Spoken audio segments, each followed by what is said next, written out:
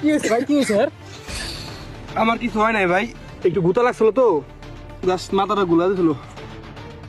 কিন্তু বন্ধু একটা জিনিস বুঝলাম না, বন্ধু অসুস্থ হয়ে গেছিল, এই যে হেল্পের জন্য এত মানুষের ডাকাডাকি করলাম, কিন্তু আমাদের গলা দিয়ে শব্দ বের হইতেছিল না কে, কণ্ঠ বের হইতেছিল না কে, বুঝলাম না। তাই তো আমাদের সবার গলার কি হয়েছিল? ছেড়ে তো ভাই একটা কথা বলি, বিপদ এমন এমন আসে না, যার যার বিপদ হে তাই না আনে। তখন আমি নামাজ পড়তে চাইলাম, কিন্তু আপনারা নামাজ পড়তে দিলেন না। তারপরও দিলেন, কিন্তু কত কিছু করলেন, গান বাজাইলেন, নাচ করলেন, ব্যাস সাউন্ড দিলেন, নামাজে ডিস্টার্ব করলেন। তখন যদি আপনারা নামাজের সময় না ডিস্টার্ব করতেন, এই যে আপনার বন্ধু বিপদে পড়ছে, এই যে আপনারা আপনার বন্ধুরা হাসপাতালে নিয়ে আনলেন, চিল্লাপাল্লা করলেন, অনেকেই আপনাদের কণ্ঠের শব্দ শুনে দৌড়ে আসতো। হয়তো এর জন্য তখন আল্লাহ পাক আপনাদের কণ্ঠস্বর কাইরে নিয়েছিল। ভাই একটা কথা বলি, নামাজ ও আজানের সময় কোনোদিন চিল্লাপাল্লা করবেন না।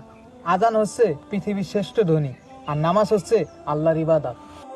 আজান এবং নামাজের সময় আমরা গান বাজনা এবং শব্দ দূষণ বন্ধ করি, কারণ মৃত্যুর পর শুধু আল্লাহর ইবাদতটাই কাজে লাগবে।